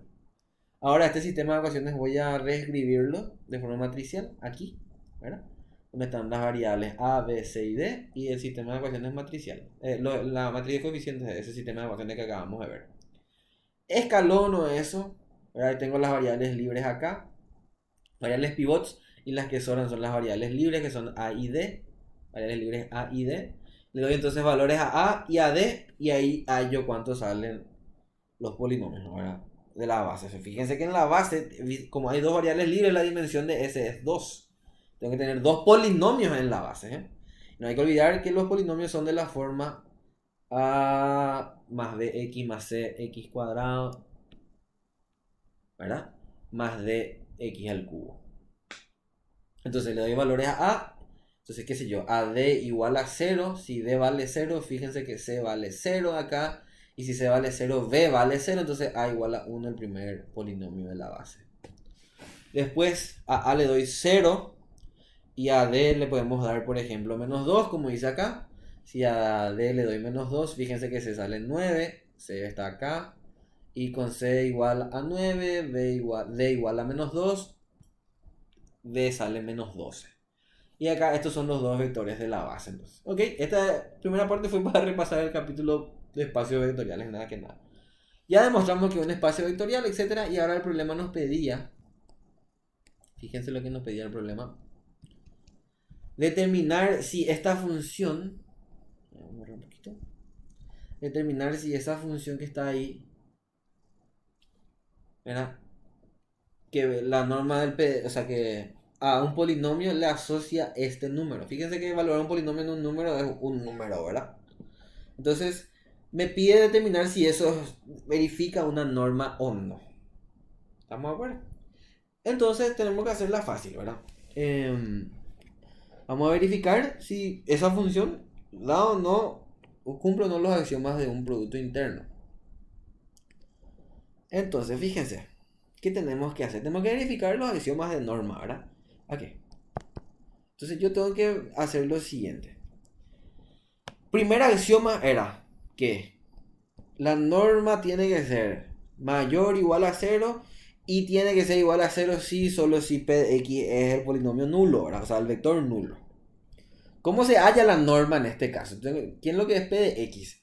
P de X es un polinomio cualquiera, ¿verdad? Polinomio cualquiera de P3. Aquí está. Es un polinomio cualquiera de P3. Entonces, su norma, según el enunciado, se define como el valor absoluto de P de 2. ¿Verdad? Y acá, ¿quién es P de 2? Vamos a hacer acá P de 2. Fíjense, P de 2, así, tengo que hacer que sea igual a esto, ¿verdad? Y P de 2 no es otra cosa que A más 2B más 4 por C más 8 por D. Valor absoluto de eso, ¿verdad? ¿Estamos de acuerdo? Y esto siempre es positivo. Y sí, ¿verdad? Si A, B, C y D son todos distintos de 0, siempre es positivo. Pero es 0 solamente si, o sea, esta ecuación A más 2B más 4C más 8, perdón, un poquito más chico vamos a hacer. Entonces, pregunto ya acá. A más 2B más 4C más 8D igual a 0. Esto se hace 0 solamente si A, B, C y D son 0 y no, ¿verdad? Fíjense, todas estas son variables libres. Entonces, si yo tomo, por ejemplo, D igual a 0, C igual a 0, B igual a 1 y A igual a menos 2, ¿qué sería eso? Sería el polinomio menos 2 más X. Fíjense, la norma de este polinomio, ¿cuánto va a valer? 0, ¿verdad? Porque tengo que evaluar pues este polinomio en 2 y eso me da 0. Entonces justo no se cumple, o sea, no es 0 solamente si el vector nulo, solamente si es que el polinomio es el vector nulo. Acabo de encontrar otro polinomio que tiene norma 0 y no es el polinomio nulo, entonces ya no se cumple el primer axioma, ya no puede definir una norma entonces. ¿Se entendió? Sencillito estaba, había que verificar nomás que se cumplan los axiomas y listo. Entonces, así entonces tenemos un ejemplo hecho de norma. ¿Ok? Les dejo acá un ejercicio propuesto para que se entretengan, un poquitito más pesadito este, pero está bueno para que practiquen. Y hasta ahí llegó la clase entonces, ¿verdad? Entonces, espero que se haya entendido, chicos. Cualquier cosa nos pueden contactar a nosotros. Le agradezco mucho a Gonzalo también que estuvo participando de la clase. Y dejamos entonces hasta ahí.